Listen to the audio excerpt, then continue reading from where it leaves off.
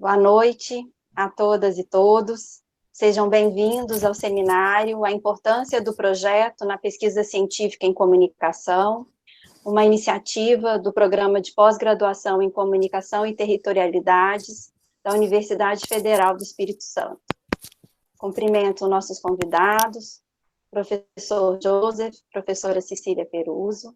É uma honra recebê-los em nosso programa. Desde já, registro nosso agradecimento pela participação no evento.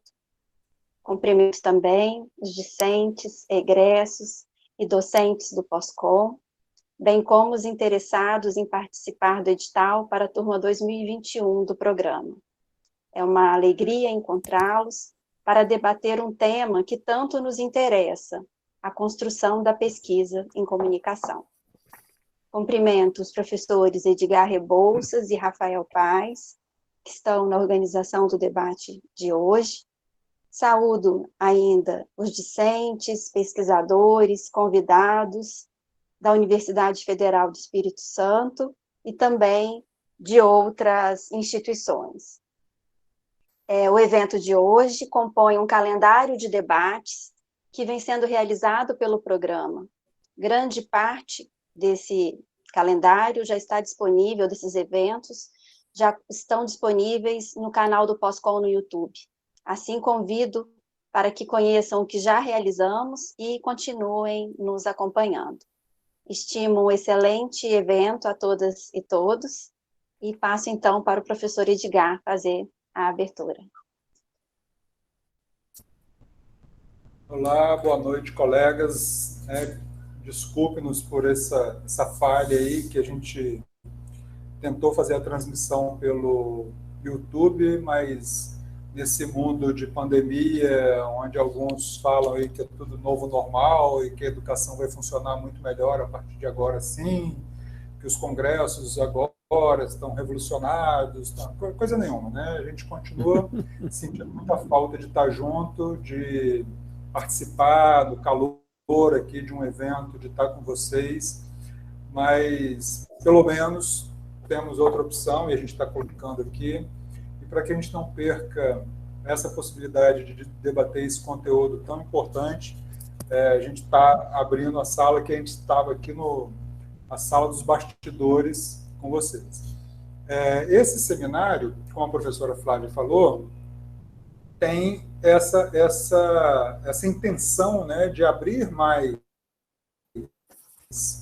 para o que a gente está fazendo aqui no nosso programa, e a gente resolveu fazer sobre essa chamada do edital desse ano, do ano 2021, que a gente discutiu muito no programa de pós-graduação em Comunicação e Territorialidades, aqui da UF, se abriria, não abriria, quando que abriria, e a gente resolveu lançar esse edital da forma como vocês puderam ver, está lá disponível, né, com inscrição agora de 5 de janeiro até dia 10 de fevereiro, e a gente teve que fazer algumas adequações também no edital, que foi, sobretudo, eliminar uma das etapas, que era a prova escrita, e fundi-la com uma outra etapa que a gente tinha, que era uma entrevista sobre o projeto.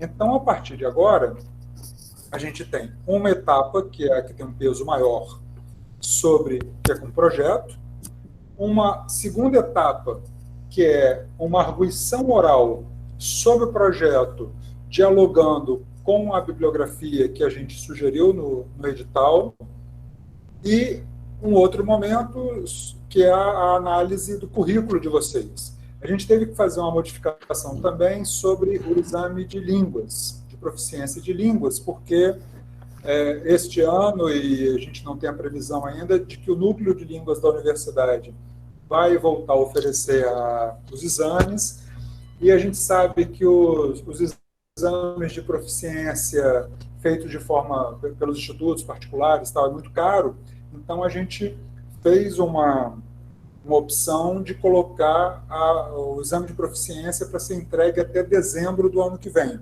caso a pessoa seja aprovada. Então tem esse período para fazer o núcleo de línguas, a gente espera que volte a funcionar, ou que não necessariamente, mas outras instituições que vão oferecer ao longo desse tempo. A gente vai estar aqui também para tirar algumas dúvidas de vocês sobre os projetos e o edital, mas basicamente essa nossa conversa de hoje, que a gente convidou o professor Joseph Straubach e a professora Cecília Peruso, é exatamente para mostrar a ênfase dada, que a gente colocou nesse edital, ao projeto. Porque a gente vinha observando nos anos anteriores que os projetos faltavam alguma adequação, alguma aplicação mais metodológica, mais referencial teórico, mais execuibilidade desses projetos, e a gente via que a gente precisava dar uma ajuda na conformação desses projetos para que o estudante não tenha tanta dificuldade nos anos que ele vai desenvolver a pesquisa. E aí a gente fez esse convite, e aqui a gente muito, muito satisfeito de terem aceito. A professora Cecília Peruso, eu acredito que boa parte de quem está aqui conheça, mas quem não conhece, ela é professora aposentada aqui da Universidade Federal do Espírito Santo, mas ela se aposentou muito prematuramente da UFES e foi para São Paulo, onde lá foi coordenadora do programa de pós-graduação da Universidade Metodista, atuou em outras instituições também, e, para nossa alegria, a partir do ano que vem, a professora Cecília Peruso vai estar conosco aqui no programa como professora visitante. Tanto que a gente colocou a professora Cecília Peruso já nesse edital, com a disponibilidade para orientar projetos e as pesquisas nesse tempo que ela vai ficar aqui conosco como visitante. Então, boas-vindas, professora Cecília. Daqui a pouco a gente vai passar a palavra para ela. E a gente convidou também o professor Joseph Straubach, que é da Universidade do Texas, em Austin, que o professor Joseph Straubach, ele é um brilhante brasilianista, sobretudo na área de audiovisual, televisão. Tem muitas obras dele de referência que fala muito sobre a América Latina e o Brasil, então ele conhece muito bem a pesquisa de comunicação que a gente faz no Brasil, e ele conhece muito bem a pesquisa de comunicação como é feita nos Estados Unidos, que é onde mais se produz pesquisa em comunicação no mundo. Então, a gente convidou o professor Joseph para também nos falar dessa importância do projeto, desse momento inicial para a carreira de um pesquisador, né, que muitos de nós optamos por o que fazer ali, muito jovens, como boa parte de vocês que estão aqui, e traçar essa carreira a partir de um projeto de uma perspectiva metodológica e teórica que a gente vai seguir é muito importante. Então, eu fiquei muito feliz aqui quando eu dei essa sugestão para a professora Flávia, que é a coordenadora do programa, da gente trazer o professor Joseph Straubach e a professora Cecília.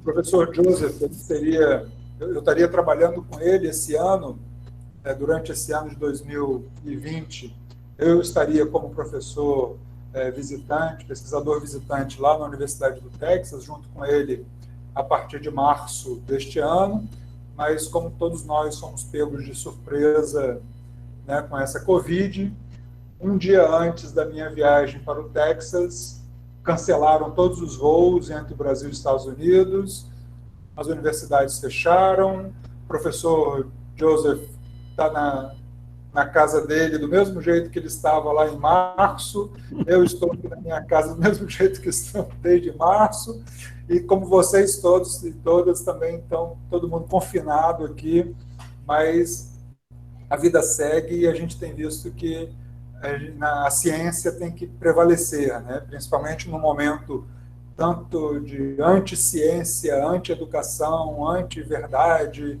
de disseminação de tanta desinformação, o quão é necessário mantermos firme e forte a pesquisa nas ciências da comunicação.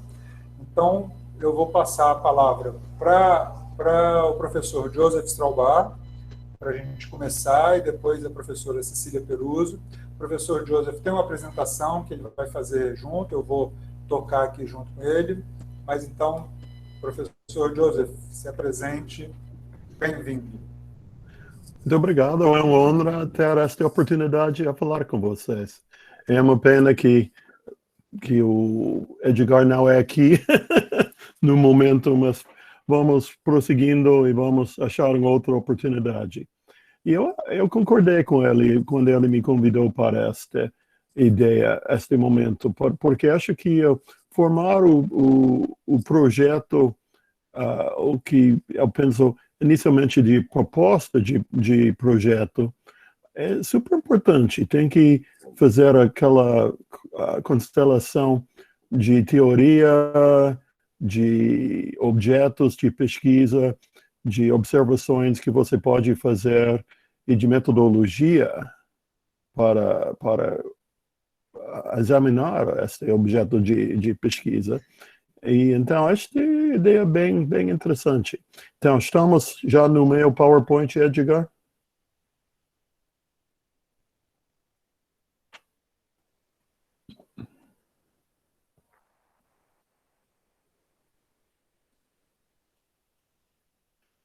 Ok, tá bom. Inclusive, é bem interessante, eu coloquei o título em português, mas eu estava um pouco com pressa porque estamos no fim de aula aqui. Então, eu não tive tempo a conceber toda a coisa e também traduzir para o português. Então, o título está em português, mas okay, vamos passar para o segundo, o seguinte. Mas, então, vamos pegar um pouco o que é a pesquisa. Eu vou utilizar o PowerPoint, os títulos em inglês. Então, para vocês que estão praticando a língua, vocês podem ler o inglês, mas eu vou explicar e quase essencialmente traduzir em português. Então, a pesquisa é o cuidadoso e diligente investigação de algum sujeito específico com o fim de avançar o conhecimento. Acho que eu selecionei esta definição por propósito, porque acho que o nosso fim tem que ser sempre acrescentar algo ao conhecimento geral, ou pelo menos o conhecimento no nosso local, no nosso país.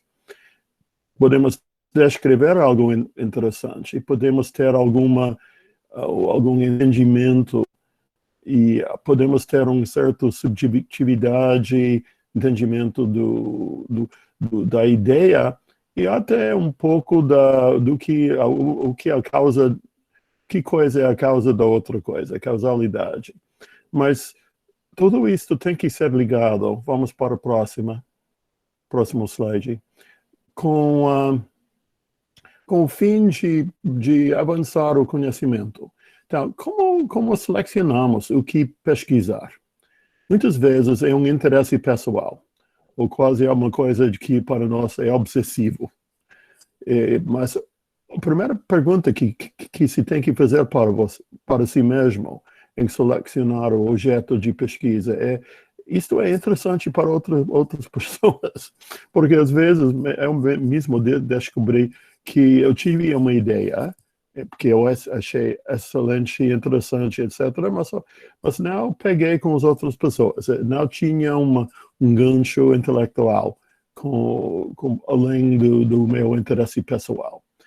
Então, este assunto seu tem implicações mais amplas, porque tem que responder para perguntas mais gerais, mesmo se é um estudo de caso. Então, você tem que tentar escolher algo que é um pouco representativo, ou até talvez é singular e critical, mas ou mesmo se é representativo ou se é singular, tem que contribuir algo para o conhecimento. Tem que relacionar isso para as teorias no campo. E não simplesmente, muitas vezes, com mestrado, especialmente no mestrado ou até com PhD, eu tenho a impressão que a revisão da literatura que as pessoas estão fazendo é um pouco superficial, que é é uma coisa que não é uma conexão de profundo com a literatura. E temos que perguntar o que está faltando na literatura. Para mim, desde a escola de pós, eu sempre tentei trabalhar com esta coisa mais que as outras. O que está faltando na teoria? Se tiver algum problema com as teorias atuais, se tem algum ponto que não é claro, alguma coisa que não é coberto. Então, vamos tentar fazer pesquisa que responde para a literatura e para as teorias. Mas outra coisa é que se esta pesquisa que você concebe é possível, é uma coisa que você pode fazer, em geral é possível, e para você mesmo é possível, com seu tempo e seus recursos. Vamos para o próximo slide. Ok, então o projeto de pesquisa, que acho que aqui é o essencial do interesse de vocês e de Edgar. Então, qual é a meta? Por que você está fazendo isso? Quando eu vejo até a introdução para um projeto de pesquisa, eu quero nesta introdução a conexão pessoal. Por que esta importa para você? Qual é a importância que você vê neste tópico? Então, e segundo, qual é o objeto, a coisa ou as coisas que você vai focalizar? Porque às vezes tem um problema que é interessante em geral. Você conhece e pesquisar em geral, mas não tem um objeto específico que emerge, que faz um foco lógico. Porque você tem que justificar isso. Por que esta coisa é importante? E qual é o seu ângulo de foco que é único? Isso é uma coisa com que você pode contribuir para a literatura? Por exemplo, eu vou lhe dar um exemplo pessoal. Aqui em Austin, eu faço muito atividade de pesquisa sobre a inclusão digital. É uma paixão meu, porque acho que é uma coisa social super importante, mas eu reconheço que nesta área eu tenho um interesse, eu faço pesquisa empírica muito útil, eu estou engajado com a política local, e especialmente a política da cidade aqui, mas não é uma área em que eu tenho uma voz teórica. Então, eu tenho que balançar um pouco o meu interesse, porque é útil, mas é um campo em que eu não vou contribuir muito para a teoria e a literatura. Não sei exatamente por quê. Eu simplesmente não descobri o meu voz único nesta área. Porque a teoria, então, é super importante, que se você vai fazer um mestrado ou um doutorado, o ideal é que, no fim do projeto, você tem alguma coisa a contribuir. Então, tem que começar com qual é o contexto teórico, qual é a formação e da ideia que você tem, e qual é a teoria também deve dar você algumas dicas para como explicar esta coisa que lhe interessa, esta coisa que você vai tentar pesquisar. Porque a teoria, se toda esta ideia do projeto funciona bem, a teoria vai lhe ajudar a explicar por que aconteceu a coisa que estou vendo. E esta coisa do observável, o que você quer observar, objetos a interrogar, talvez medir, e qual é o seu método, como esta observação vai ser feita. E depois, com algum dado histórico, alguma observação etnográfica, ou alguma coisa empírica como amostra, como você vai analisar isso? Então, você tem que antecipar um pouco esta análise já no começo, no projeto.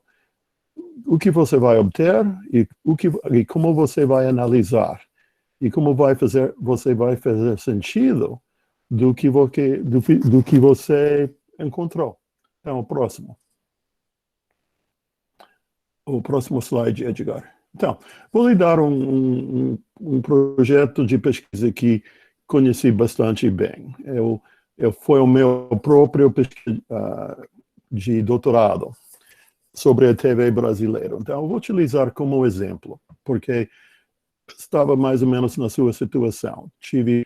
Acabou de completar os cursos, acabou de passar os exames, estava mais ou menos pronto a ir para o campo e fazer alguma pesquisa, e tive a oportunidade de ir com o nosso Departamento do Estado para o Brasil para 3 anos. Então, pensei, uau, puxa, eu queria estudar um país como o Brasil. Porque vamos começar com o contexto teórico e o que você quer explicar. Porque na situação ideal, alguma coisa que você descobre nas aulas faz um paixão, uma curiosidade, pelo menos, para você. Por exemplo, na minha graduação, eu tive um curso no 4º ano, último ano, sobre o papel dos mídias nos países em desenvolvimento. E por alguma razão, de todos os cursos que eu tive, foi uma escola ótima em Stanford, mas foi este curso que mais me intrigou. Então, eu fui para pós-graduação com esse mesmo interesse.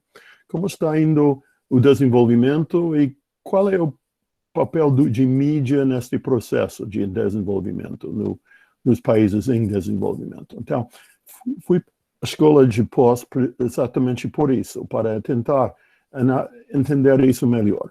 E a coisa que mais me pegou a atenção na escola de pós foi 2 coisas. Uma que estava mostrando que o fluxo de televisão entre países foi muito fora de balança. Foi um fluxo de mão única dos Estados Unidos para o resto do mundo. E foi, inclusive, uma pesquisa do próprio UNESCO, parte do grande debate que saiu no McBride Report. Então, fiquei bem impressionado com esta problemática. E também estava lendo toda a teoria de dependência, teoria de imperialismo cultural, e fiquei curioso sobre os países como o Brasil, se esta é uma condição que ia permanecer, ou foi uma coisa que talvez pode ter uma saída disso. Então, eu fiquei bem curioso. Então, quando tive a oportunidade de ir para o Brasil, eu pensei, uau, aqui é um país, um exemplo, um estudo de caso quase perfeito para mim. Então, tem que pensar, por que você está fazendo isso?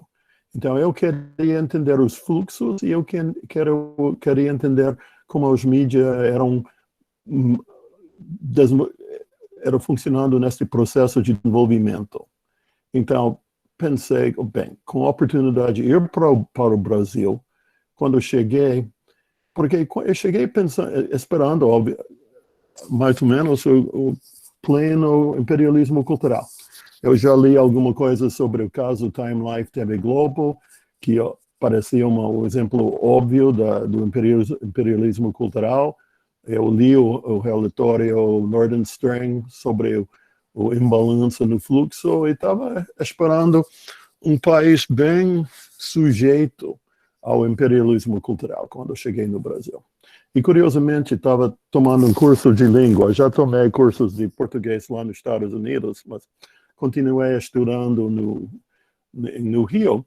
E, interessante, na primeira semana, a professora disse, bem, se você quer falar com as pessoas aqui para melhorar o seu português, tem que fazer 2 coisas. Uma é ficar fã de algum clube de futebol. Eu não sabia nada disso, então, simplesmente porque gostei da bandeira, selecionei o Vasco, que era uma má escolha. Mas mudei da ideia, mudei para o Flamengo depois. Mas no início, mostrando, andando no Rio com camiseta de Vasco, todo mundo falava sobre isso. Então foi um bom exercício. Mas a outra coisa foi, curiosamente, a chave para a minha dissertação.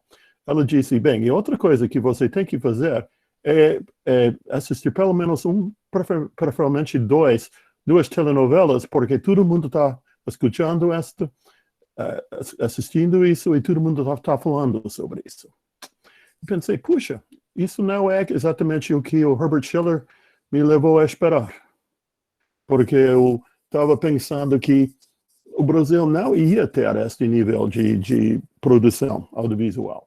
E então, eu pensei, uau, talvez tenha tem bastante de imperialismo cultural aqui, porque caso o Time Life TV Globo mostrou conexão do Globo com os Estados Unidos, e com o padrão de indústria cultural e com a economia de consumo de cultura. Mas, então, tudo isso continua mais ou menos como eu esperava, mas o que não esperava foi o alto grau de produção audiovisual que o Brasil tinha na época, e continua a ter. Então, pensei, uau, tem um vácuo, tem uma falha, uma coisa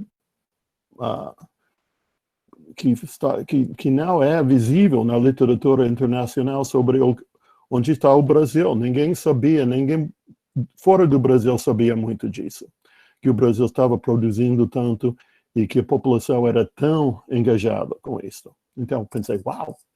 E mencionei esta ideia para o meu comitê e eles disseram uma coisa super importante. Uau, isto tem potencial teórico enorme, rapaz. Focaliza nisso. E pensei que eles tinham toda a razão, que o potencial em termos de engajar criativamente e talvez até contribuir algo para a literatura, neste caso, nesta área, era enorme. Então, decidi realmente continuar com esta ideia. Então, focalizei na indústria, no crescimento do... Bem, vou falar um pouco mais. Então, para justificar isso, foi principalmente a própria literatura do imperialismo cultural, de dependência, de relações de países no mundo através de mídia, do debate que estava acontecendo nesse mesmo momento. Cheguei no Brasil em 76, então o debate do Nomex estava em pleno curso, debatendo tudo isso. Então, foi, uau, isto é um momento chave na literatura. Eu queria contribuir algo talvez novo. Então, próximo, por favor. Então, tinha ideia que isto seria um bom projeto em termos teóricos, mas o que seria a coisa para interrogar, para tentar observar, talvez tentar mediar até. Então, tinha estudo de casos de TV Globo, TV Tupi, Excelsior, os outros TVs. Fiz uma série de casos das TVs existentes no 60, 70. Também eu não sabia nada realmente de gênero de TV antes de chegar. O meu grau era de relações internacionais, e não dava muito curso sobre a televisão, gênero de televisão. Mas eu me mergulhei na literatura sobre telenovela, show de auditório, e até um pouco da teoria de gênero, para entender isso melhor. Porque foi para mim óbvio que não é só a indústria, é também o produto da indústria que engaja tanto o pessoal. Então, mergulhei um pouco na história dos gêneros. E também o fluxo, em termos de produção local, versus o fluxo dos Estados Unidos para o Brasil, analisando por gênero e também por popularidade. Em termos de método, eu fiquei com grande sorte, inclusive. Eu estava tentando achar literatura específica para a história dos mídias. Fui para o arquivo público do Estadão e decidi pensei que caí no paraíso. Porque o arquivo público do Estadão, na época, tive até pastas gordas e completas sobre todas as TVs, sobre os gêneros, etc. Então, tive todo um acesso para a matéria-prima sobre a indústria, a cobertura pelos jornais, desde que começou até o ano que estava fazendo isso, em 79. Então, foi um pouco de sorte encontrar este arquivo. mas também tive que fazer muita entrevista com o pessoal nos várias TVs, na indústria de rating, de Ibope, com até pessoal na indústria de propaganda, porque descobri que o pessoal de propaganda era bem esperto com este assunto e tive muitos dados. Então, eu também entrevistei com eles e tive a sorte de entrevistar bem várias vezes o diretor de pesquisa da própria Globo. Então, tive um certo sucesso com pesquisas, com entrevista para pesquisa. Então, e tive uma análise de conteúdo, fiz uma análise de conteúdo. Talvez a coisa mais trabalhosa foi analisar cuidadosamente os TV, os ratings, a Ibope. Bem, na listagem no Estadão, eu utilizei a listagem do Estadão desde 61 a 79, de ano em ano, uma semana por ano, e calculei o número de minutos de vários exemplos de vários gêneros e medi isto pelo Ibope. E calculei qual é o rating deste número X de minutos. E criei uma medida mais ou menos única. Ninguém teve feito exatamente esta coisa. Então, me deu duas observações. Uma foi que o número a importação de TV dos Estados Unidos continuou, mas estava sendo colocado fora do horário nobre. E a audiência estava para a produção brasileira estava crescendo e a audiência para a importação norte-americana estava declinando. Então, pensei que, bem, isto é uma análise mais ou menos clara. Estes dados me faz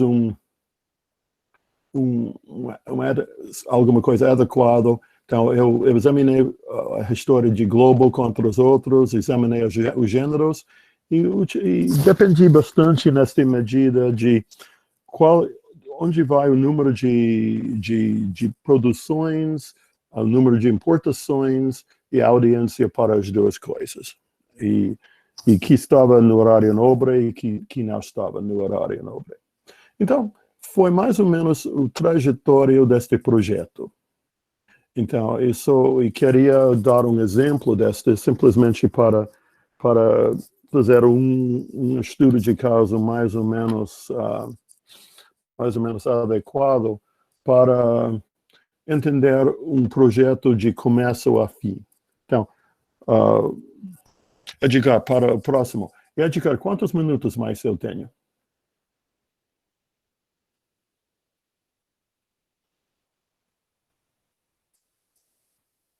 Você está mudo. Pode mais uns 5 minutos aí. Tá bom. Então vamos voltar para o slide. Eu vou concluir com o que está na tela agora. Deixa eu só ver aqui se tem gente querendo entrar, Joe, porque acho que eu consegui botar para quem tinha pedido, eu acho que conseguiu. Ok. Tá bem.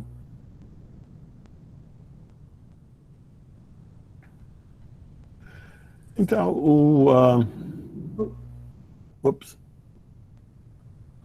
é esta. Então, uma coisa que você deve começar mesmo é a sua meta. Você quer um entendimento das implicações de um conteúdo, a interpretação deste conteúdo. Você quer entender a característica da audiência, suas escolhas. Você que quer entender a estrutura da indústria, os padrões de conteúdo, o impacto da tecnologia. Então, acho que o bom ponto para começar o seu projeto mesmo para nós, pelo menos nos Estados Unidos, é sempre este ponto. Partindo da literatura, do que sabemos até agora, e pensando sobre a coisa que você quer entender, qual é a sua pesquisa, a pergunta de pesquisa? Porque acho que uma coisa chave para mim foi eu tinha duas perguntas claras desde o começo. Eu tive uma pergunta sobre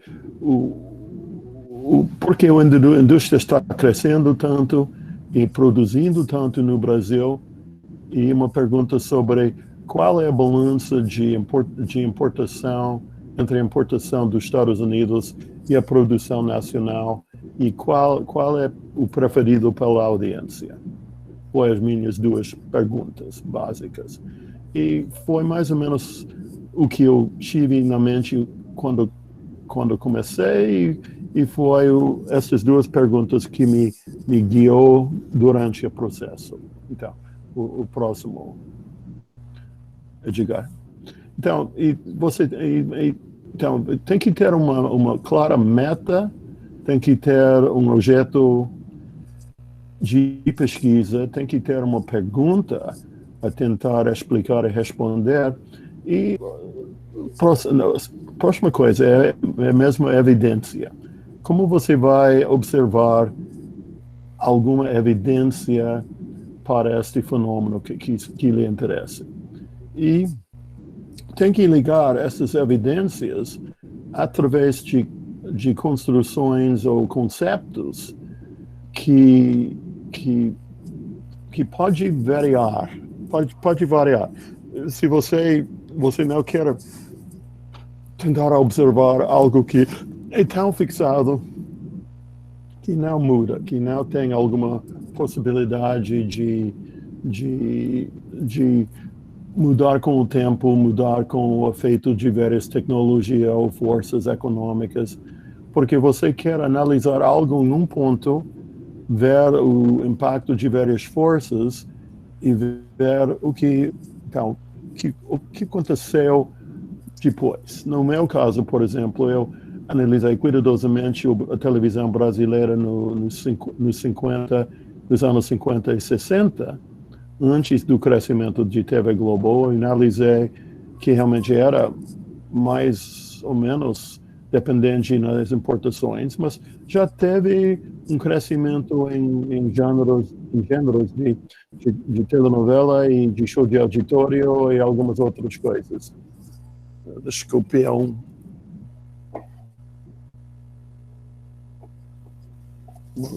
ligação de telefone. E você notei depois de uns 4, 5, 6 anos de TV Globo, o desenvolvimento da capacidade de produção deles, que mudou bastante o quadro, começando mais ou menos 69, 70. Inclusive, eu estou novamente com muito mais recurso hoje em dia, mais entrevistas, mais literatura. Estou voltando para este mesmo período para analisar o papel que não senti muito bem na época, o papel essencial de alguns escritores para a TV Globo, em criar o padrão de sucesso da telenovela e também criar algo que tinha um certo conteúdo político que engajou as pessoas mais do que eu entendi na época. Então, agora tenho um pouco mais de sofisticação sobre a história e estou voltando para analisar o papel não só dos dirigentes da TV, mas dos escritores. Então, você pode ser como eu, de 40 anos depois da sua primeira coisa, da sua primeira pesquisa, voltando para pensar, bem, não necessariamente o que mudou na história, mas o que fontes tem agora que não tinha antes, e que entendimento que eu tenho como pesquisador que talvez me permite achar alguma novidade. E pesquisas foram feitas por outros que revelam mais luz sobre o processo que eu posso utilizar no meu entendimento. Então, acho que eu vou concluir mais ou menos aqui, Edgar. E porque podemos falar mais sobre metodologia, as várias possibilidades metodológicas, mas eu não quero ocupar tempo demais e vamos concluir lá aqui. E talvez vamos ter mais uma conversa depois.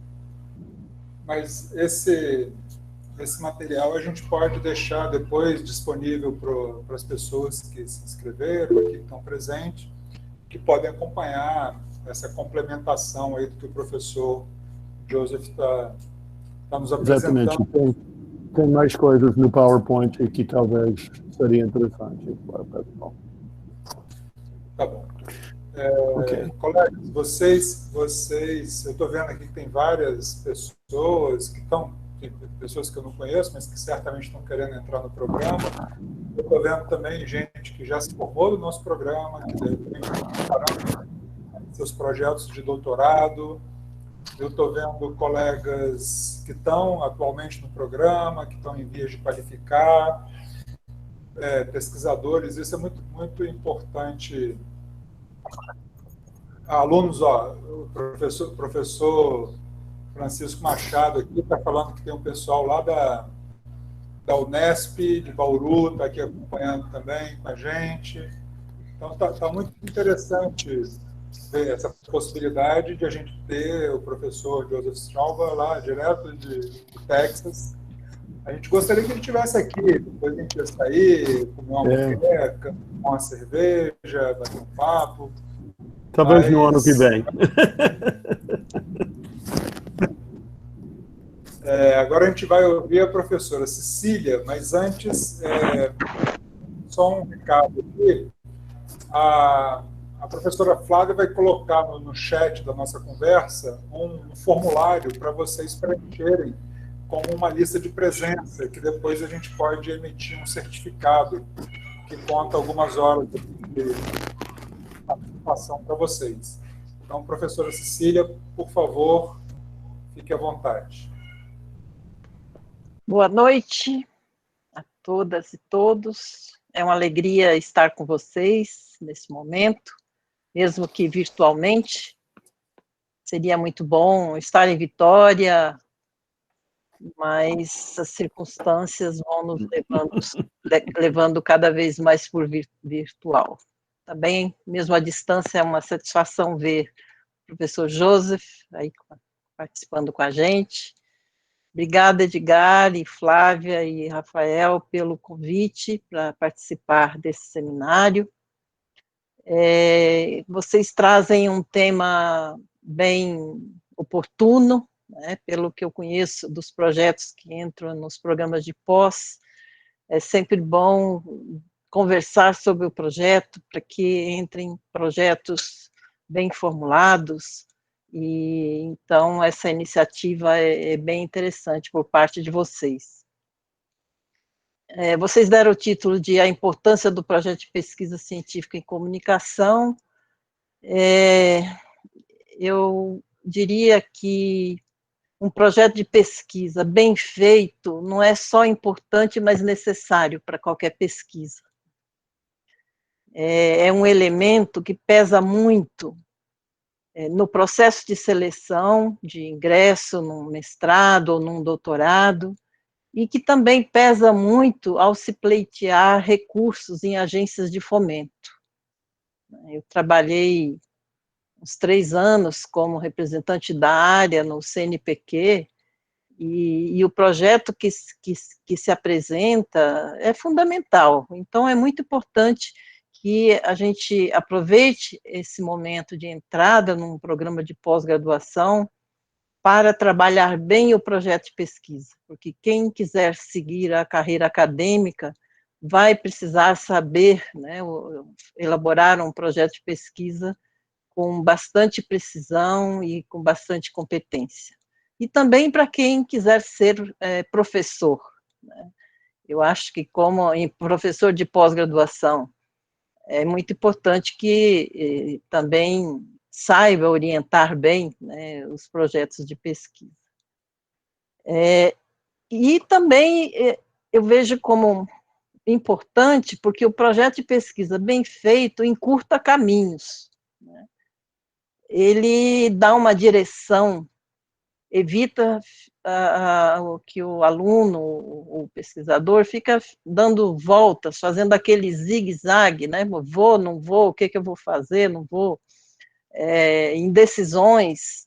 Então, o projeto de pesquisa encurta esse caminho, porque nada mais é do que um plano de pesquisa. Eu dei o título, o projeto de pesquisa, tessitura do objeto a ser investigado e da trilha a ser seguida. É a ideia que eu tenho de projeto, por isso que eu digo que o projeto bem feito encurta caminho, facilita, né, todo o seu trabalho de pesquisa. O que é, então, um projeto de pesquisa? É o plano da pesquisa, quando você projeta a pesquisa que você pretende realizar. Isso significa delimitar o foco de interesse da pesquisa e escolher bem um tema, né? Como o professor Joseph já nos mostrou, como é importante ter realmente um foco, uma área de interesse, e dentro da área de interesse, um foco da pesquisa. E o foco da pesquisa a gente encontra a partir de uma situação prática, eu diria, de um problema prático que existe na realidade concreta, que tanto pode ser um problema na vida social, no contexto dos meios de comunicação, ou no campo teórico, né? As pesquisas teóricas também são muito bem-vindas. E esse problema prático, essa situação prática, ela é transformada em um problema de pesquisa, em um problema de investigação. Aí é que está o X, né, dessa questão toda, né, é transformar, a partir de conceitos, do que já se pesquisou, um problema de investigação. Por isso que, em geral, os projetos começam como problema de pesquisa, né? Porque é justamente a problematização que a gente faz para poder começar a pensar numa investigação. E, definido, então, esse problema de pesquisa, é que surge a necessidade da formulação de uma pergunta de pesquisa. O professor Joseph já falou muito bem também sobre essa questão da pergunta de pesquisa. Toda pesquisa parte de uma pergunta, né?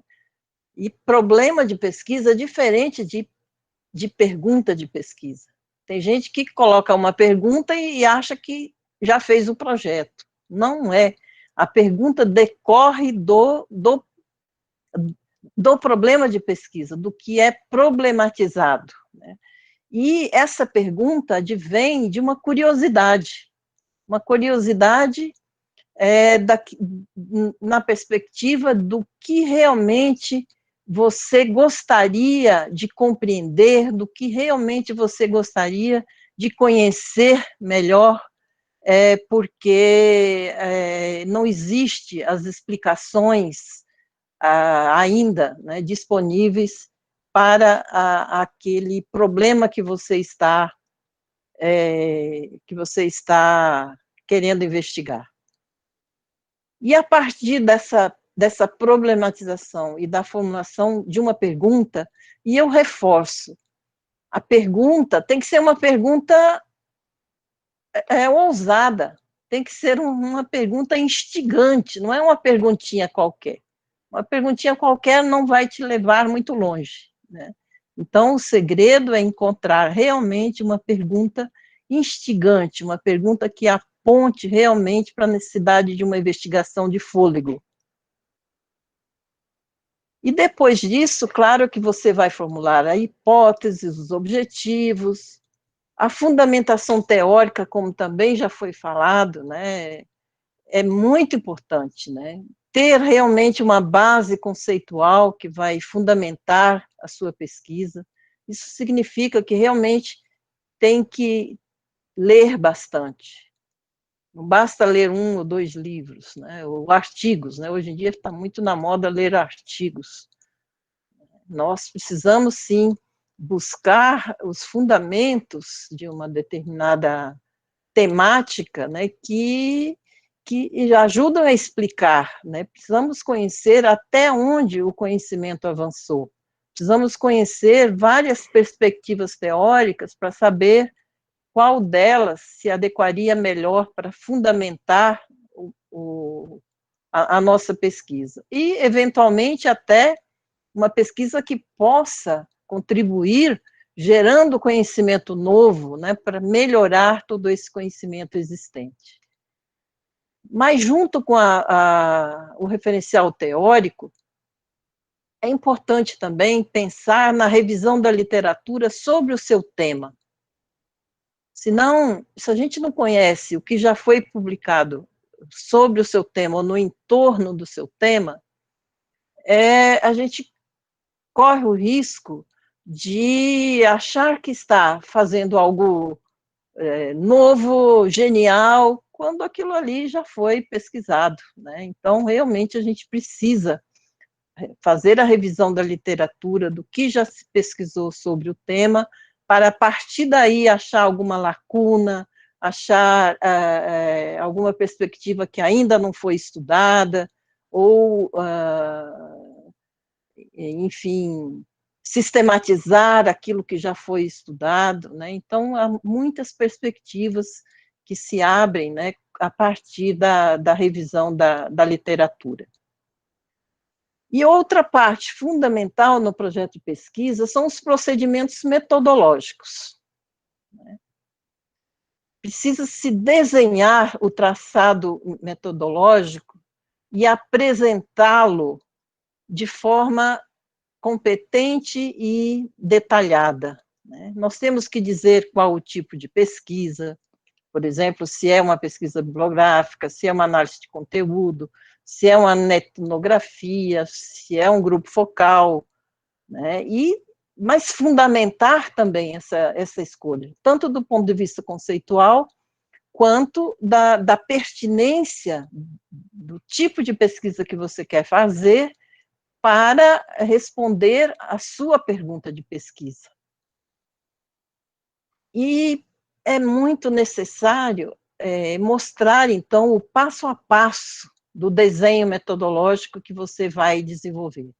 O passo a passo é dar detalhes. Não basta dizer, vou fazer entrevistas, ou vou fazer um grupo focal, vou fazer uma análise de conteúdo, e falar por alto aquilo que você tem a ideia de fazer. Isso não é suficiente.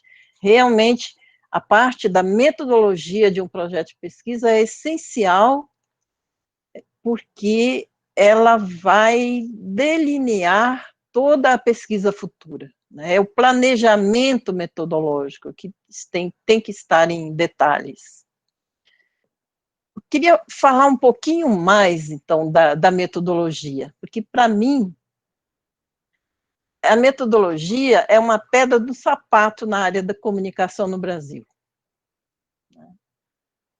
Mostra-se muito pouco a metodologia que se vai usar quando se faz um projeto, ou que foi usada quando você termina uma pesquisa, seja uma pesquisa de um investigador já formado, ou quando você apresenta uma dissertação de mestrado ou uma tese de doutorado, né? Então, eu acho que nós precisamos mudar essa cultura.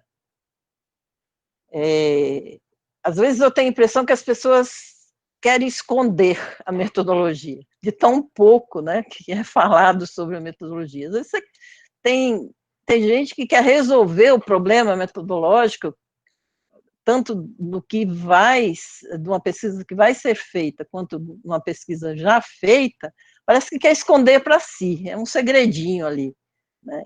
E isso tem que mudar, porque é justamente o traçado metodológico, o desenho metodológico, que vai garantir seriedade à pesquisa, que vai garantir a validade daquela pesquisa, que vai mostrar, depois da pesquisa realizada, que aquela pesquisa foi feita com método, foi feita com critério, foi feita com rigor. Então, é a metodologia que vai mostrar isso. Então, há muita necessidade de mais preparação da metodologia científica nos programas de pós-graduação e na graduação. Acho que nós temos uma falha muito grande nos cursos de graduação no Brasil em termos de metodologia científica. E a partir de uma disciplina como essa, é que nós começamos a abrir também para a iniciação científica e o próprio interesse, né, no desenvolvimento da pesquisa no nível dos docentes. Então, é muito necessário termos cursos, termos revisão de literatura, de livros de metodologia. A mim me parece, por exemplo, inconcebível, né, que a gente pense em fazer um projeto de mestrado, projeto de pesquisa para o mestrado, sem ler 1 ou 2 livros de metodologia científica. Eu acho que é o mínimo que nós temos que fazer na hora de elaborar um projeto. Tanto sobre metodologia científica de uma maneira geral, quanto sobre a metodologia em termos do tipo de pesquisa que você vai realizar, do método e das técnicas que você vai empregar. Então, há necessidade de se pensar na metodologia com muito mais rigor do que, em geral, a gente faz, né? Temos que fazer, por outro lado, fazer opções por processos metodológicos mais complexos, né? Não podemos nos contentar com 2 ou 3 entrevistas e achar que nós fizemos uma senhora dissertação de mestrado, né? Não podemos nos contentar com análise de discurso de uma matéria jornalística, né? E por aí afora. Então, vamos procurar complexizar, vamos procurar uma metodologia que possa realmente apontar para contribuições, para trazer resultados relevantes, para metodologias que possam ajudar a explicar os fenômenos, né?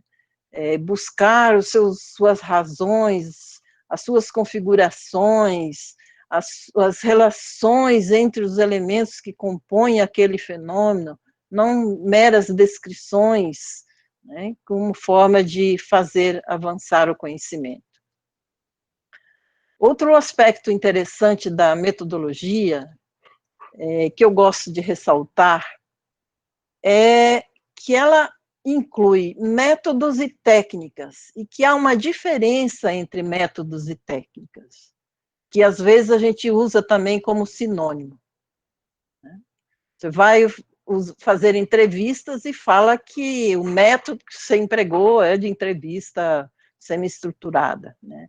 Então, temos que pensar o método como um caminho que conduz a uma concepção teórica de uma abordagem metodológica, né? Então, no campo do método, nós vamos situar o arcabouço metódico, né? Como diz a Maria Cecília Minaio, né? E as técnicas? As técnicas são os instrumentos de coleta de dados, são os instrumentos que nós vamos usar para operacionalizar aquela pesquisa. Então, é bom também que a gente pense nesses 2 âmbitos da metodologia, um âmbito mais do nível do método e no outro, o nível das técnicas, né? E se a gente vai ficar no nível das técnicas, não vamos chamar isso de método, né? Por outro lado, a metodologia, ela também vai nos possibilitar uma grande dose de criatividade, né? Desenhar uma proposta metodológica pede criatividade. Por quê? Porque não é a simples aplicação de determinadas regras, né? Porque a escolha do método, ele advém da pergunta de pesquisa. Tem intrínseca relação com a pergunta de pesquisa, com os objetivos. Então, isso implica, né, nessa criatividade. Então, uma boa metodologia, um bom traçado metodológico vai nos levar a uma pesquisa mais sólida, uma pesquisa mais relevante, né? E a pesquisa é também um ofício, é uma arte e um ofício. Eu acabei de organizar um livro junto com Jorge Gonzalez, que tem esse título, Arte e Ofício da Investigação Científica, né? Questões metodológicas e epistemológicas, que é justamente essa ideia, né? É uma arte, você pode ser criativo, mas também é dureza pesquisar. Então, pense bem se você vai mesmo fazer um mestrado, né? Porque a pesquisa é também um ofício que é pesado, que é cansativo, mas é também muito interessante, porque te possibilita conhecer o novo, te possibilita responder uma curiosidade científica.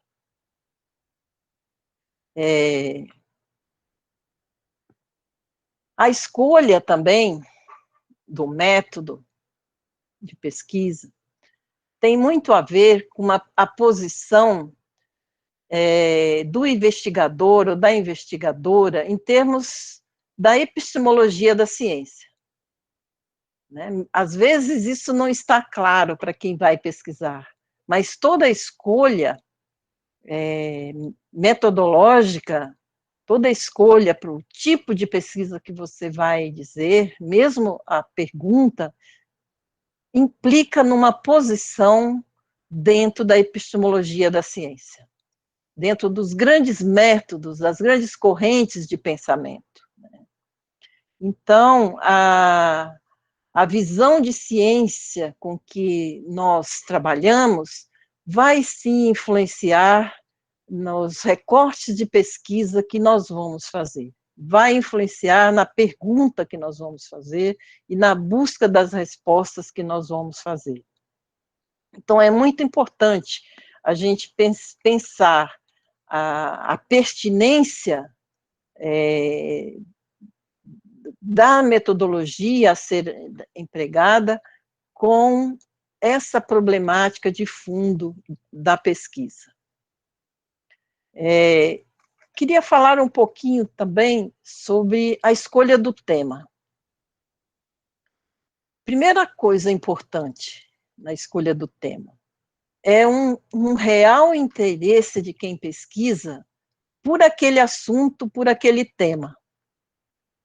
É algo que realmente desperta curiosidade científica, né? Como falou o professor Joseph. Que lindo que foi ele descobrir, né, um nicho ali de pesquisa, uma coisa que, aparentemente, num primeiro momento, não se colocou para ele, mas a partir do momento que ele se envolveu, né, numa proposta de pesquisa, ele achou uma vertente ali, achou uma lacuna, né, na produção que demandava pesquisa. Isso fez com que ele realmente, então, tivesse uma curiosidade científica.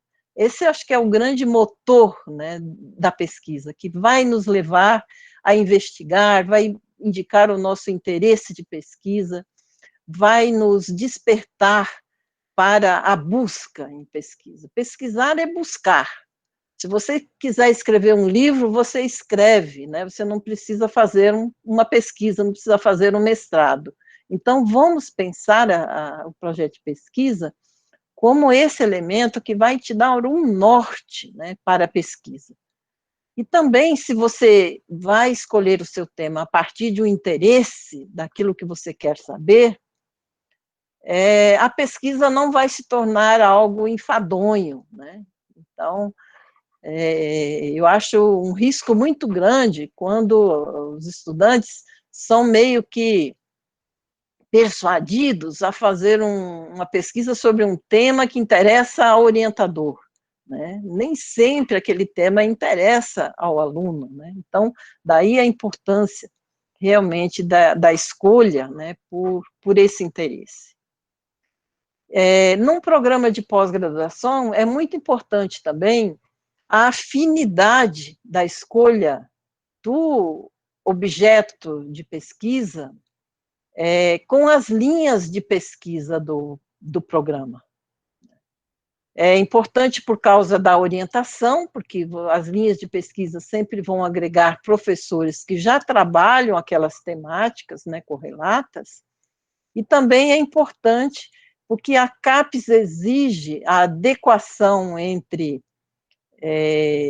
projeto do estudante, a linha de pesquisa do programa e os projetos de pesquisa dos orientadores. Eu até sou bastante crítica a essa exigência tão fechada da CAPES, porque isso pode inibir, né, temas novos, temas relevantes que estão aí para serem pesquisados e às vezes não se enquadram bem dentro de uma linha de pesquisa. Mas essa é a situação que nos coloca hoje, né? Também é importante pensar num tema preciso, né? Tem que delimitar de modo adequado e não querer trabalhar com um tema genérico demais, com um tema amplo demais, né? Por exemplo, se você tem um interesse em pesquisar o rádio no Brasil, né? Quanta coisa de rádio no Brasil, né, que poderia ser investigado, quer dizer, você não vai dar conta nunca, né?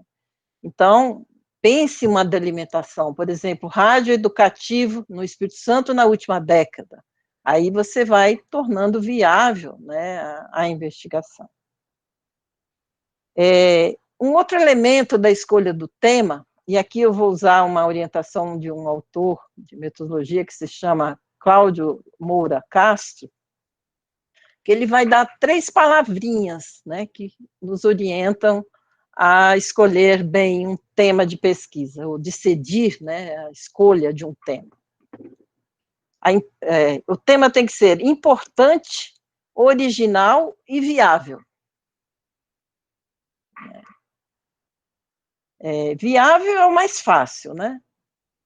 Tem que ser viável em termos de prazo, em termos de recursos disponíveis, em termos de competência, essa aqui é importante, por exemplo, se você não tem a mínima ideia de como se faz uma análise de conteúdo, né, fuja dela, né, porque a análise de conteúdo exige muito ofício, exige realmente um trabalho sistemático, aprofundado, longo, etc, etc. Então, tem que pensar na competência metodológica também. E também a viabilidade tem a ver com o estado de teorização, né, de determinado fenômeno. Então, às vezes, as pessoas querem pesquisar os temas que estão surgindo agora, né, que não tem ainda quase nada publicado sobre aquilo. Tende a ficar um trabalho especulativo, né, que vai perder a validade em pouco tempo, né, então são elementos ali que a gente tem que levar em conta. Importância. Como que a gente identifica, então, um trabalho importante? Importante porque ele pode ser ligado a uma questão crucial que afeta a vida em sociedade. Né? A televisão, né? Como está afetando a vida em sociedade. E por aí afora. Né? As redes sociais, enfim, pensar uma questão ligada, então, a algo importante para a sociedade. pode ser importante também porque tem ligação com uma questão teórica importante, uma necessidade de avançar no conhecimento científico, a necessidade de preencher lacunas no conhecimento científico até então existentes. Podem ser para ter que mostrar a fragilidade de uma teoria e propor novos elementos, né, para fazer avançar uma teoria, e por aí afora. E a gente precisa pensar, então, na importância ou na relevância, né, no sentido de a pesquisa ser capaz de trazer conhecimentos válidos, né? Um tema, por exemplo, pouco estudado, um tema que exige, né, pesquisas mais densas. E também a relevância pode estar na incorporação dos resultados que você vai encontrar, dos seus achados de pesquisa, né? Então, são elementos que a gente pode ponderar, sim, no processo de pesquisa. E a gente pode ter também uma preocupação, então, com a originalidade. O que significa um tema novo? Não quer dizer simplesmente um tema que nunca foi estudado. Tem que achar um tema que ninguém estudou, aí você acha que ninguém estudou ainda, você começa a pesquisar, começa a fazer a revisão da literatura e vai ver que aquele tema já foi pesquisado, sim. Aí você entra em parafuso, né? E agora, o que eu vou fazer? Mas, então, reforçando, não precisa ser um tema que ainda não foi estudado, mas você precisa achar um ângulo novo para aquele estudo. Você precisa, de repente, descobrir uma lacuna nos estudos existentes e, a partir daí, trazer uma contribuição. Enfim, eu acho que a originalidade pode ser medida pela capacidade de surpreender que os seus resultados vão trazer. Se aqueles resultados surpreendem, realmente você, então, conseguiu abordar com originalidade. Para terminar, eu gostaria de dizer que a gente usa muito esses elementos ali da importância e da originalidade, muitas vezes para justificar, né, a própria pesquisa. Mas eu recomendo cuidado com a arrogância, né? A arrogância é uma péssima conselheira, né? Então, a gente precisa realmente pensar com modéstia, né? Reconhecimento dos limites da pesquisa. Nem toda pesquisa é perfeita, né? Então, pensar nos nossos próprios limites e se colocar na posição de aprender, né? A gente faz a pesquisa para descobrir alguma coisa, um conhecimento novo. Nós não fazemos a pesquisa para mostrar, para provar aquilo que a gente já sabe. E então, quando eu falo em arrogância, é para a gente não prometer demais, né? Estou dizendo, eu estou trabalhando um tema completamente novo, que ninguém nunca abordou, eu vou preencher a lacuna assim, assim, assim, por aí afora, né? Aí o autor que eu citei, o Moura Castro, dá até um exemplo, né, de um pesquisador jovem que chegou num evento, falando assim com muita segurança, e que ele estava trazendo um tema novo e um tema importante. Aí alguém depois, na hora do debate, falou assim, estamos hoje diante de uma grande apresentação, pena que o tema novo não é importante e o tema importante não é novo. Então, vamos realmente não prometer demais e, ao mesmo tempo, trabalhar com a modéstia, que é sempre aconselhável, porque ninguém consegue fazer uma pesquisa que seja assim o suprassumo, né? Então, admitir os limites da própria pesquisa é também uma necessidade, porque você também se coloca na posição de busca, na posição de aprender e na posição de estar aberto a sempre avançar naquela pesquisa. Obrigada.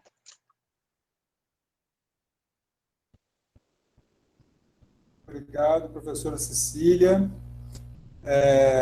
A gente tem um tempo agora ainda para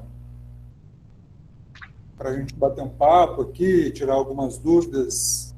E como está todo mundo aqui presente, eu queria perguntar se tem alguém que queira fazer uma pergunta diretamente aqui, né? Coloca a mãozinha, liga a câmera e a gente faz aqui uma triagem.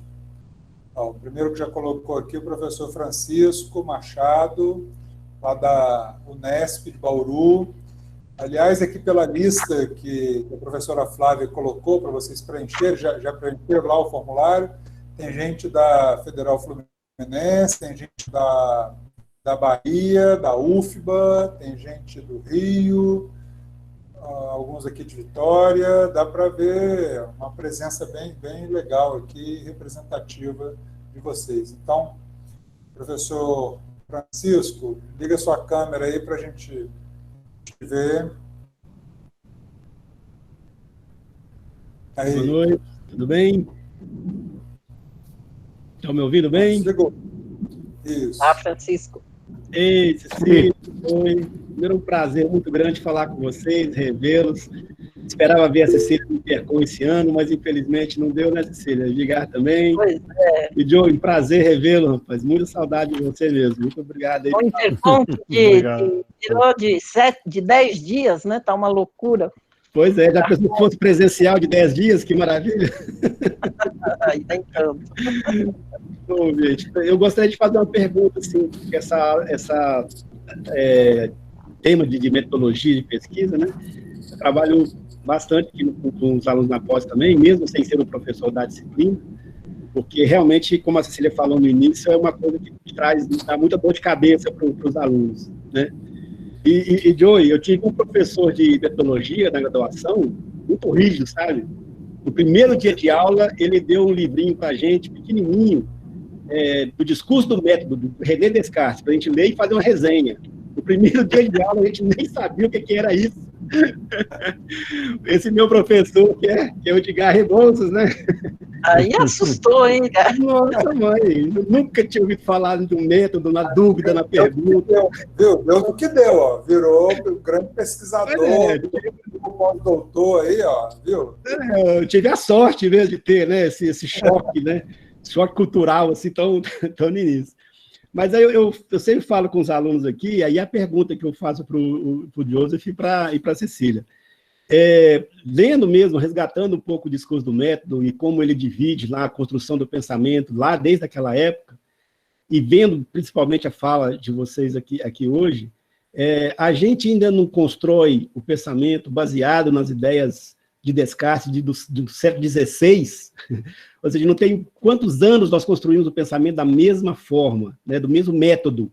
Existe alguma condição da gente tentar mudar essa forma, a comunicação, usar uma forma diferente para criar, na sua área específica, uma construção dos seus objetos de pesquisas, um pouco livre desse método herdado aí do Descartes?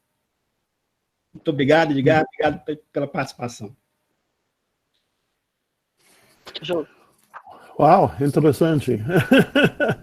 Eu acho que, de certo modo, esta a linha dele é um dos fundamentos de pensamento ocidental clássico, né? Acho que, de certo modo, tentar fugir completamente disso seria difícil, né?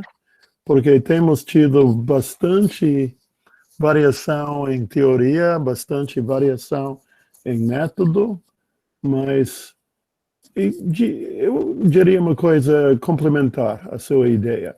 Uma coisa para a comunicação, como uma disciplina, é que, de certo modo, não temos uma série de métodos próprios.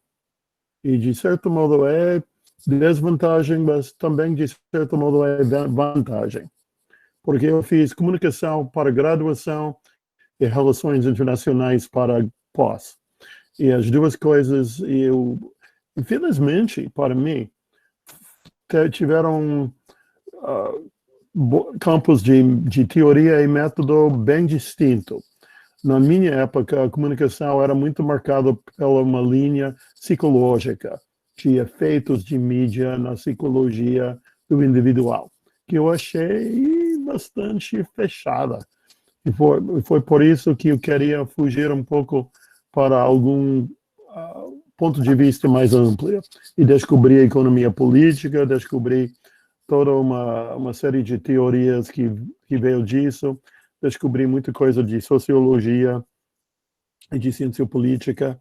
Então, para mim, uma coisa que acho que descobri indo de um grau de comunicação para um grau mais interdisciplinar foi o grande valor de interdisciplinaridade, que para mim é a grande virtude de comunicação, é que não temos um método novo e singular.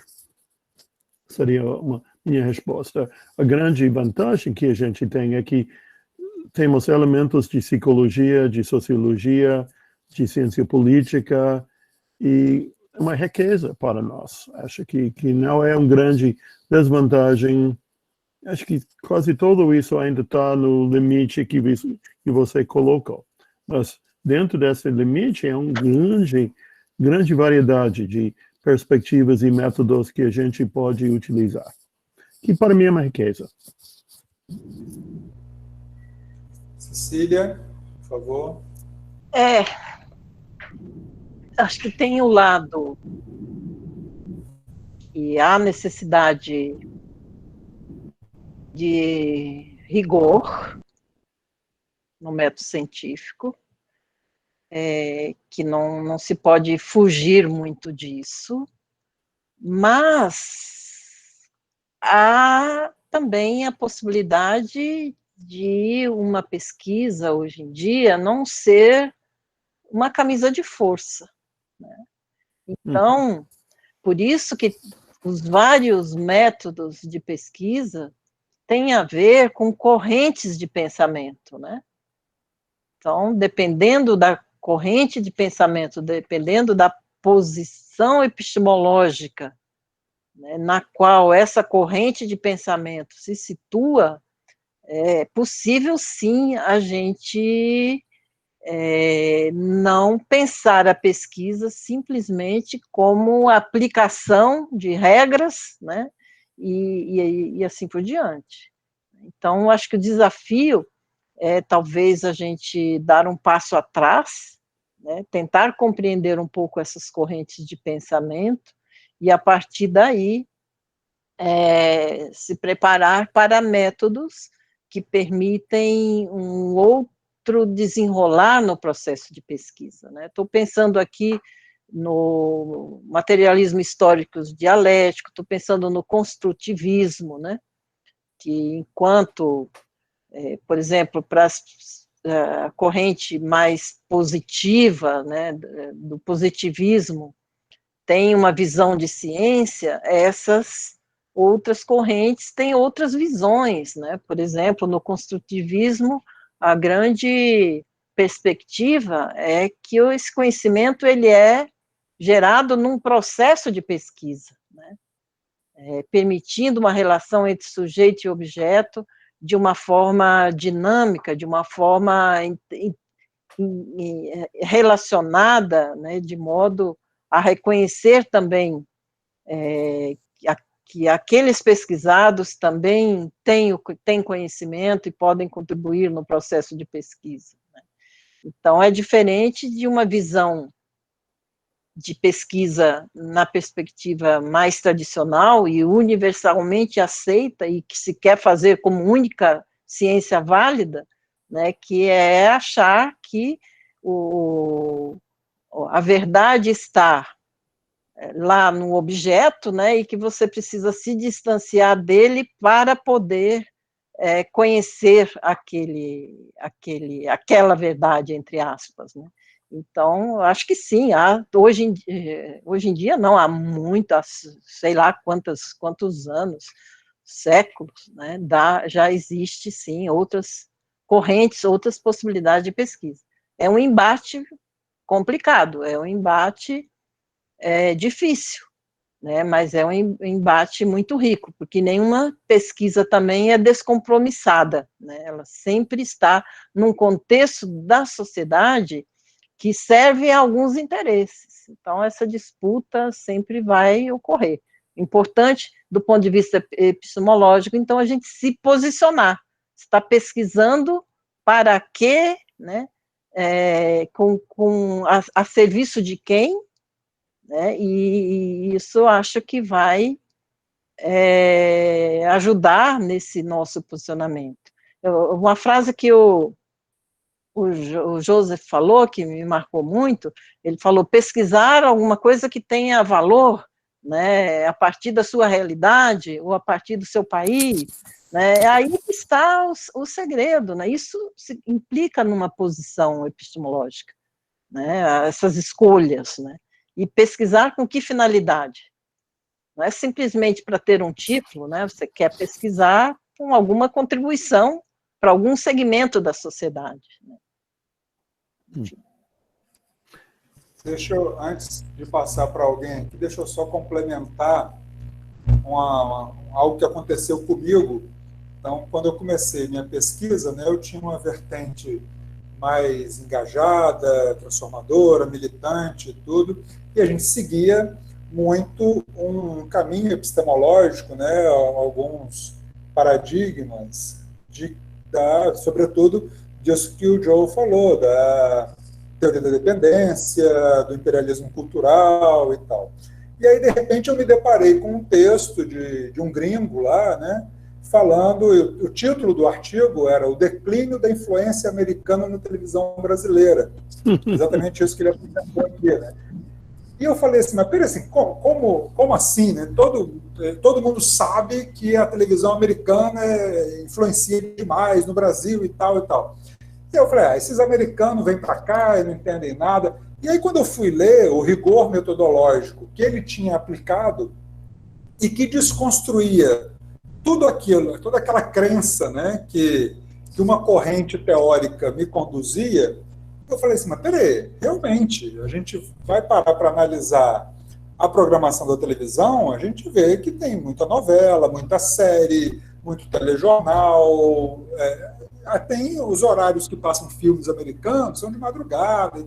Aí eu comecei a ver que podia pegar, e ele usava fundamentos da economia política, ele falava de Marx, então é possível fazer essa ruptura epistemológica, né, daquilo que a gente tem como crença. O que é interessante isso, o que tanto o Joe como a Cecília falaram, é de que a gente tem que estar aberto a todas as possibilidades de referencial, né? Então, quando o professor Francisco Kiko fala disso, não, mas tem um método. A felicidade que nós temos na comunicação é que poucos foram os estudos que foram tão positivistas, mas a gente nunca deixou, assim, pelo menos os estudos sérios de comunicação, nunca deixaram de se inspirar no rigor metodológico, com várias influências de outras áreas, da psicologia, né, da sociologia, da economia, que isso que dá a riqueza do campo da comunicação. Alguns criticam a comunicação por não ter uma metodologia própria, mas a riqueza está exatamente aí. E vocês que estão entrando, quem está candidato aqui a entrar num programa de pós-graduação, já pegue essa dica, né, de que tem muitos referenciais metodológicos e a gente tem que conhecer todos. para aplicar naquele objeto que a gente queira. Vamos lá, mais alguém? Oi, fala. Só para complementar, o meu conforto quando acabar a vala do Edgar é começar a vala da Cecília. Aí a gente tinha um bálsamo, né? Saiu o choque do Edgar e entrava a calma da Cecília. A graduação foi muito boa, né? Tchau, pessoal. Tá vendo? A imagem que ficam passando de mim, desse carrasco metodológico ali e tal, e depois ele descobriu que era o personagem que estava ali apresentando. Isso foi muito interessante e que acabou se tornando um grande pesquisador, como a gente conhece e respeita hoje. Mais alguém tem perguntas? Estou vendo aqui um monte de A Flávia levantou a mão, apareceu o aviso aí. A Flávia, está aqui, vai, Flávia. Bom, eu resisti também a falar da saudade das aulas da professora Cecília, né?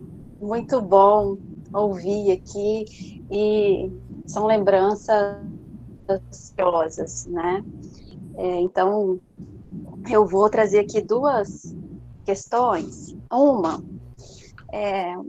me veio agora a partir de um material que está circulando no YouTube com depoimentos, né, de pesquisadores que fizeram seu mestrado, seu doutorado. É um projeto de uma pós-doutora, agora me fugiu o nome dela, daqui a pouco eu posso colocar aqui no chat, e ela conta ela entrevista as pessoas para falar, né, dos bastidores da pesquisa. E uma mestranda da UFMG falou das aulas com a professora Vera França, que sempre perguntava o que a pesquisa tinha de comunicacional, né? E eu acho que é uma pergunta que sempre vem entre os alunos e entre os professores de metodologia, sobretudo, né? Porque se a gente tem as questões da comunicação afetando tantas áreas e essa interdisciplinaridade tão marcante, isso também nos faz olhar, né, para o que de comunicacional as pesquisas trazem. Então, se possível, tocar nessa questão. E a outra, eu convivi poucas semanas presencialmente com a turma que ingressou em 2020, e havia uma vontade de logo falarmos sobre as questões de investigação, né? Acho que a turma está aí e deve se lembrar disso. E você comentou, Cecília, sobre o percurso, né, que leva à questão de investigação e como, ao chegar na questão de investigação, ela impulsiona para todo um outro percurso, né? As questões metodológicas todas que são delineadas a partir da questão. Então, se você puder também voltar, né, você, o professor Joseph, também, a trazer alguns apontamentos sobre a construção da questão de investigação, acho que pode ajudar tanto os interessados em entrar no programa, quanto os alunos que estão no caminho para a fase de qualificação. Obrigada.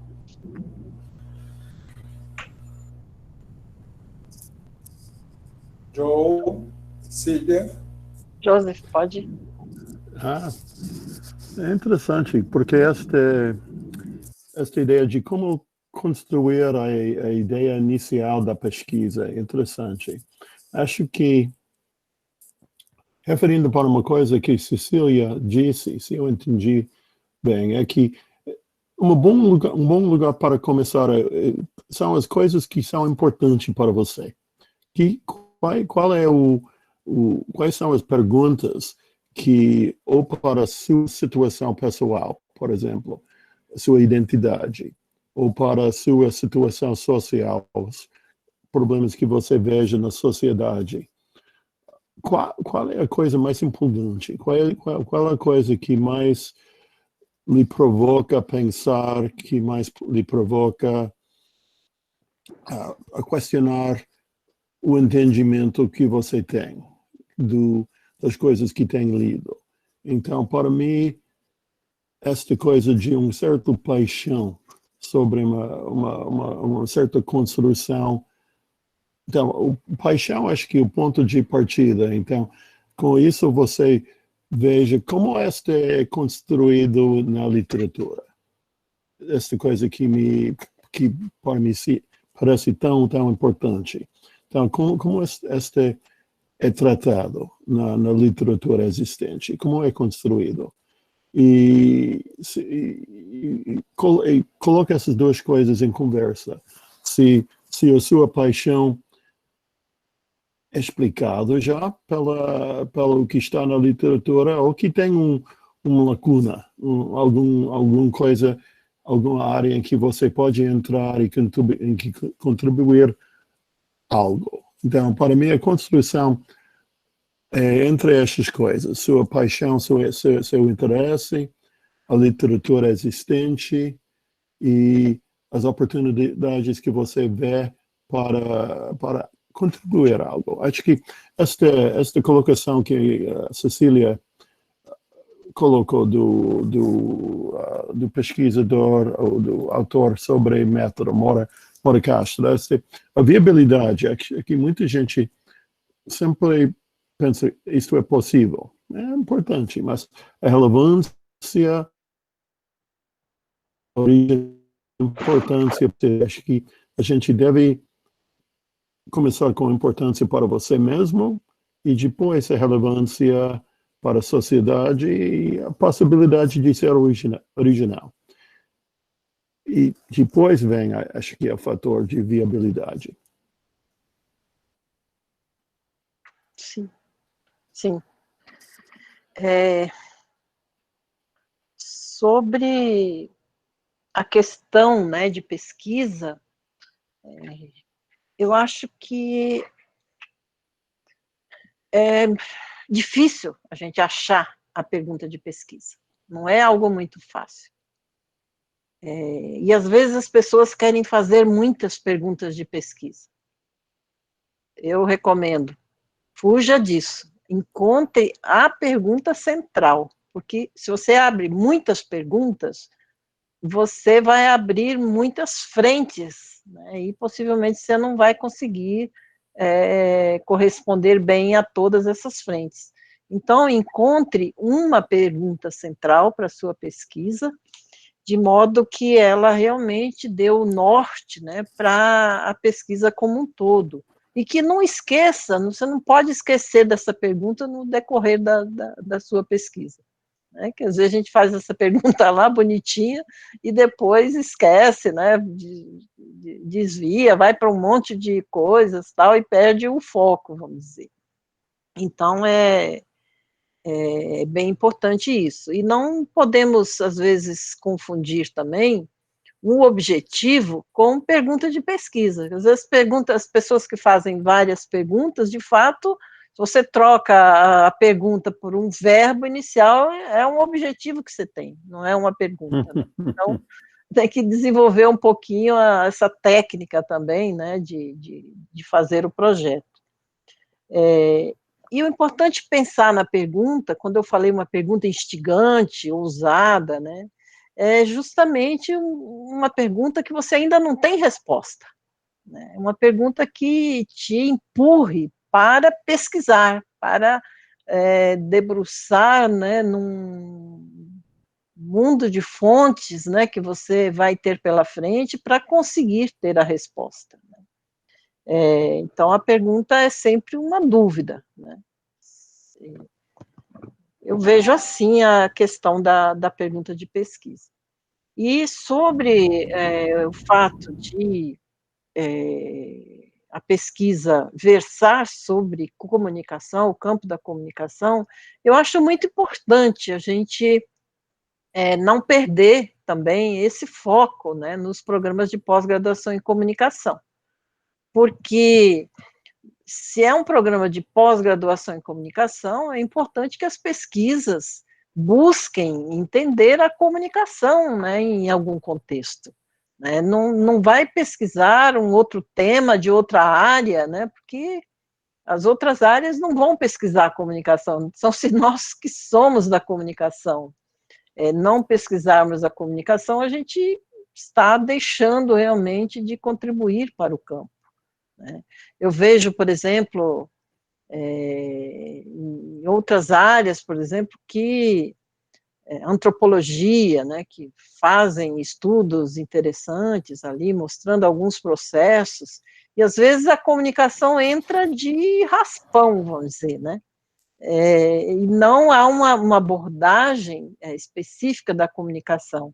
E na comunicação nós temos muitos projetos que chegam com essa perspectiva. O pessoal quer estudar uma infinidade de temas, acha, por exemplo, que estudar tecnologias atuais está estudando comunicação, mas o que de comunicação nós vamos ver a partir desses processos das novas tecnologias, né? Então, esse voltar sempre para o campo, eu acho muito importante, é um exercício que nós precisamos fazer.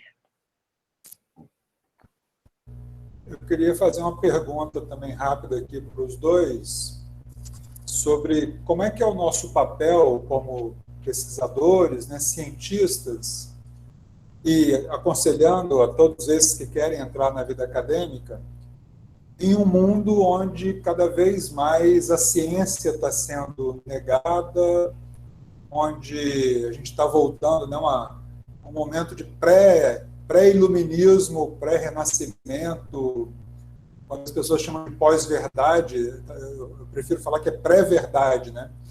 Então, que tem muito mais gente acreditando nas crenças, nos mitos, do que nos cientistas. E aí, como é que vocês acham que a gente tem que se portar em relação a isso, o nosso papel como educadores e cientistas? É interessante, porque eu tenho pensado bastante sobre isso, porque mesmo que quando eu respondi para Kiko, eu estou realmente de formação bastante ligado para o método científica, porque eu acho que se largamos disso é um pouco perigoso, porque eu estou muito atraído pela constructionism,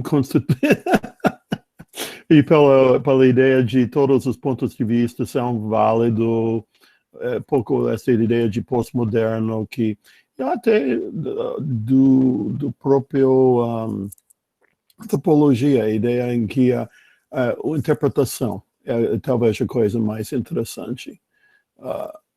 Mas eu não quero largar demais o pano de fundo de um método científico, porque acho que um problema é que, infelizmente, aqui nos Estados Unidos, pelo menos, o meio conservador pegou esta ideia. Todos os pensamentos são iguais, todos os fatos são iguais, todas as perspectivas são iguais. E estão fazendo um caos com isso, levando a descrença do método científico até nas próprias ciências biológicas, por exemplo, sobre o Covid-19. Então, acho que para mim tem sido um momento a repensar um pouco, porque a ideia de um grande grau de relativismo me atrai, acho que tem um certo perigo em não insistir um pouco em certo grau de rigor científica como elemento básico da sociedade.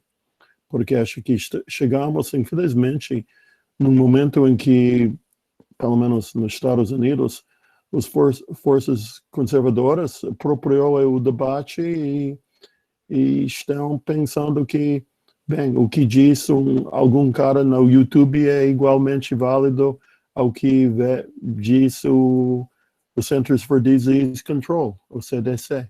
Então, para mim, é um momento interessante em termos de epistemologia, de certo modo. Temos que reinsistir um pouco nas epistemologias mais rigorosas. Não sei se for exatamente isso a sua pergunta, mas vejo também lá no Brasil, o Bolsonaro tomou vantagem do debate sobre se é necessário o método científico ou não. De certo modo, acho que chegamos num ponto perigoso. Cecília? É um momento difícil, né? Eu acho que a negação da ciência por parte de algumas pessoas, ou de alguns segmentos, dependendo de onde vem, por exemplo, do Bolsonaro e seus adeptos, eu tendo a nem levar a sério. O problema é que muita outra gente leva a sério. Porque é tão claro, né, que a ciência tem respostas, né? Pega agora no caso da Covid, né? O que seria do mundo se não fosse a ciência? Então, acho que é tão, assim, claro, né, a importância da ciência. Acho que neste momento a ciência mostrou realmente a sua importância, a sua cara, o seu papel na sociedade, né, mais uma vez. Então, eu acho que assusta um pouco essas visões, assusta um pouco essas repercussões que tem, né, de aceitação desse tipo de visão, inclusive a teoria da Terra plana, né, mas aí alguns vão lá tentando pôr em prática a teoria da Terra plana e quebram a cara, né, porque não acham o fim de onde eles acham que vem.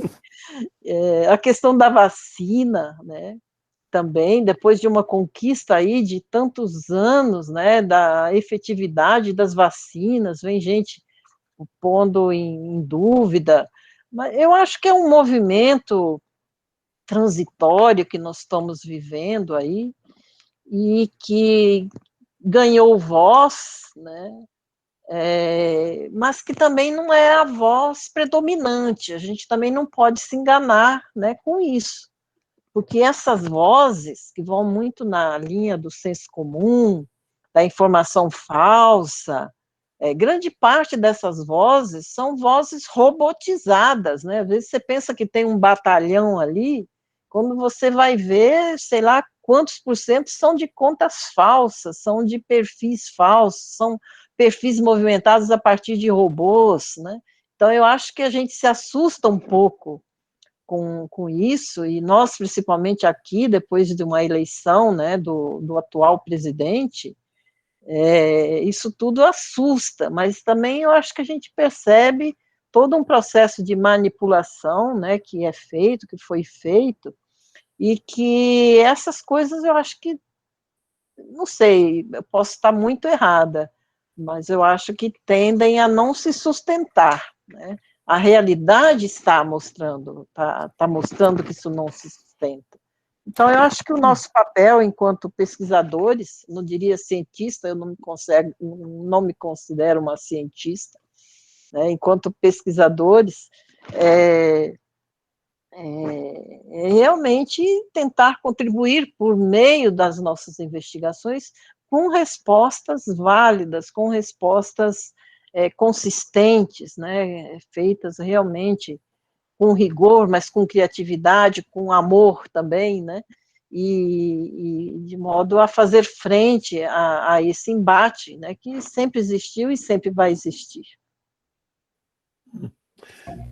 Não sei se sou tão otimista, Cecília, porque eu tenho uma grande família lá na minha origem, no rural de Idaho, que já adaptou essas ideias. Eles, 6, 8 anos atrás, já declamou que tem fatos alternativos, mesmo antes de Trump. Eu diria que um fato, né? Eles dizem, não, eu tenho outro fato. Eu não creio no seu fato. Então, acho que não, felizmente não. Eu gostaria se fosse transitório, Mas não tenho tanta certeza. Acho que é uma luta um pouco mais severa. Então, acho que a gente tem que lutar mesmo. Tem que lutar. Eu acho que é um processo histórico, né? O processo histórico dá as respostas no devido tempo. Tem razão. Colegas, eu queria... Vocês viram a modéstia da professora Cecília de não se considerar uma cientista, né? Assim, qualquer um que for escrever ou pensar ou pesquisar sobre comunicação popular, comunitária e cidadã, não só no Brasil, vai ter que citar a professora Cecília, porque foi ela quem fundamentou isso. Então, ela é mais do que uma cientista, ela já é uma teórica, a gente já pode falar. Olha a responsabilidade. Exatamente. Claro. Do professor Joseph, a gente pode chegar e falar de proximidade cultural, de assimetrias culturais, sem citar Joseph Strauss, também não. Então, são referências e são cientistas que nos colaboram para isso. Né? Então, inclusive, minha única pedido a Cecília seria traduzir um pouco mais da sua obra para inglês, porque eu tenho alunos que gostariam de te ler, mas não lêem português, nem espanhol. Sim, todos os eventos internacionais que eu tenho a oportunidade de ir, que eu falo de como que a gente trabalha comunicação comunitária, popular e cidadã no Brasil, e cito Cecília, e o pessoal fala assim, mas a gente tem que ler, porque ela está muito além, muito avançada em relação do que a gente se discute aqui. Ela sabe disso, isso é interessante, né, Joe? Ela é muito bem referenciada, do mesmo jeito que a gente usa o Joseph também, as obras dele. Eu queria agradecer a vocês dois muito e as pessoas que ficaram com a gente. Passar para a professora Flávia para fazer um agradecimento e perguntar se vocês querem complementar com mais alguma coisa. Joseph, Cecília. Desejar que os entrantes aí no programa de pós-graduação possam beber um pouco, né, dessas ideias e ajudar a fortalecer a pesquisa em comunicação.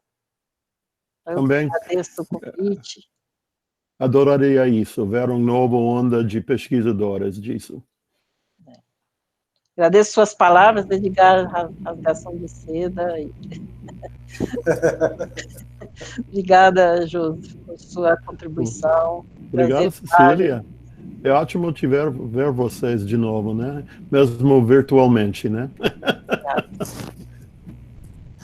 Então, Flávia, por favor, suas conclusões aí. Agradeço muito, professor José. Liga sua câmera, Flávia. Está falhando, Flávia. Eu acho que o áudio que não está bom. Melhorou o áudio? Melhorou, Edgar? É melhor sem vídeo, porque tem um pouco bem. Está falhando o seu áudio, Flávia. Mas vai sem vídeo, então. Então, agradeço muito ao professor Joseph, à professora Cecília. São caminhos aí apoiados que nos inquietam, nos provocam na construção da pesquisa científica. Então, agradeço imensamente e ter a oportunidade também de reencontrar aos nossos alunos, egressos e outros colegas que participaram. Então, obrigada a todos e boa noite. Boa noite. Boa noite, obrigado, né? Vou pedir só para a Cecília e eu ficar aqui para fazer uma foto, para a gente colocar no nosso... Na nossa... Aqui, cadê? Cecília... A Flávia também, o Rafael... Flávia, liga o vídeo para o foto, Flávia.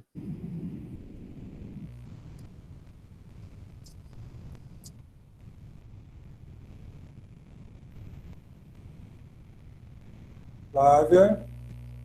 Edgar, eu liguei a câmera, mas eu não sei se entrou. Não entrou. Agora entrou. Deixa eu botar aqui, deixa eu ver aqui. Cecília, mas... Eu só me vejo pequenininha lá no canto. Deixa eu ver. Só falta o Joey e Flávia, que caiu, porque a conexão parece que está fraca mesmo. Então, Cecília e Flávia, liguem aí, por favor. Vocês estão com a câmera ligada, as duas? Você está vendo elas, Joey? Eu estou, Edgar. E agora, Edgar, que saiu da conexão. Eu vou tentar fazer uma foto. Acho que a gente podia esperar um pouquinho o Edgar. Já está voltando. Eu voltei. Então, deixa eu botar aqui. Eu só dei um hello aqui. O jogo caiu. Está muito... não está... Estou conseguindo pegar. Estou aqui, mas não estou lá na tela central, por alguma razão. Deu certo? Mais ou menos. Espero que sim. Mas está tudo gravado, depois eu tiro lá da gravação também. Ok, então, perfeito. muito obrigado a vocês. Ok. Um abraço. Obrigado. Prazer estar com vocês. Foi ótimo. Obrigado. Obrigado. Boa noite. Boa noite. Boa noite. Nos falamos. Falamos sim. Tchau, tchau.